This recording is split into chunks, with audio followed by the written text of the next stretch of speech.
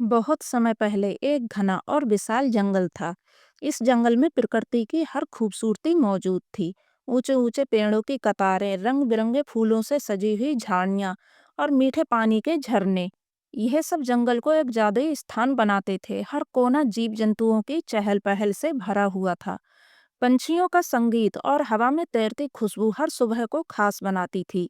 इसी जंगल में चूहों का एक बड़ा समुदाय रहता था। ये चूहे बेहद मेहनती और चतुर थे। उन्होंने अपने छोटे छोटे बिल जमीन के अंदर बना रखे थे। बिलों का डिजाइन ऐसा था कि वे गर्मी में ठंडे रहते और बारिश के पानी से बचाव करते। हर चूहा अपनी भूमिका निभाता। कुछ भोजन लाते, कुछ बिल साफ करते और कुछ सुरक्षा का ध्यान रखते। इस समुदाय का नेतृत्व एक बुजुर्ग चूहा करता था, जिसका नाम महारथ था। महारथ उम्रदराज था, लेकिन उसके अनुभव और बुद्धिमानी का कोई मुकाबला नहीं था।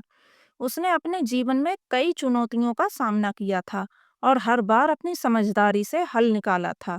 वह चूहों के लिए पिता समान था। महारथ हमेशा कहता, एकता में शक्ति है, अगर हम मिलकर रहें तो कोई भी हमें हरा नहीं सकता। जंगल के एक कोने में हाथियों का झुंड रहता था। ये हाथी बड़े और ताकतवर थे। उनका मुखिया गजराज था, जो अपनी ताकत और न्यायप्रिय स्वभाव के लिए जाना जाता था। गजराज हमेशा अपने झुंड का ख्याल रखता और सुनिश्चित करता कि सभी को भोजन और पानी मिल सके। हाथियों का झुंड अक्सर जंगल के बड़े तालाबों और झरनों पर पानी पीने और नहाने जाता था।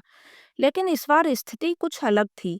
गर्मी का मौसम था। जंगल में पानी के स्रोत धीरे धीरे सूखने लगे थे।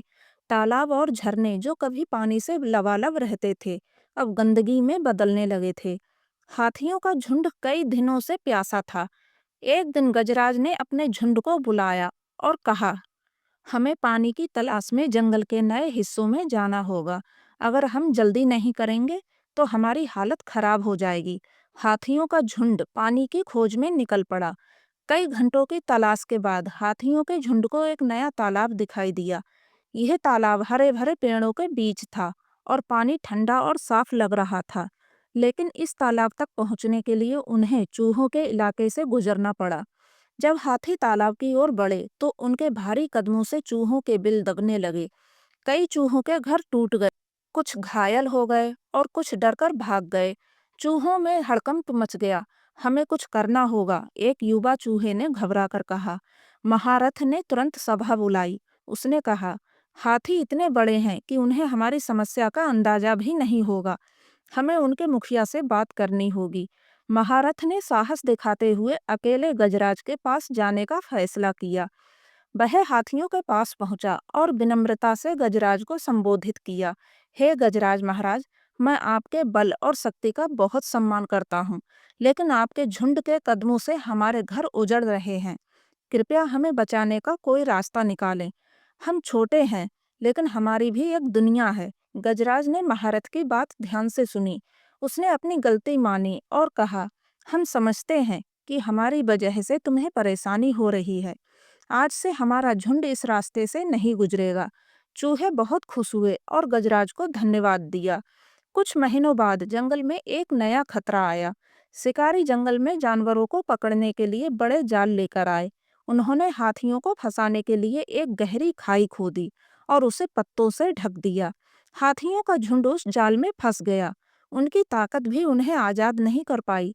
गजराज ने दुखी होकर कहा, अगर हमने चूहों की मदद की होती तो शायद आज वे हमारी मदद कर सकते थे।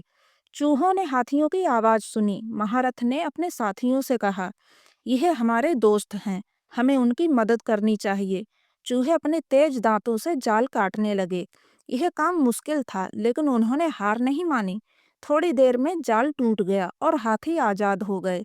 गजराज ने कहा, तुमने यह साबित कर दिया कि सच्ची दोस्ती आकार या ताकत पर निर्भर नहीं करती।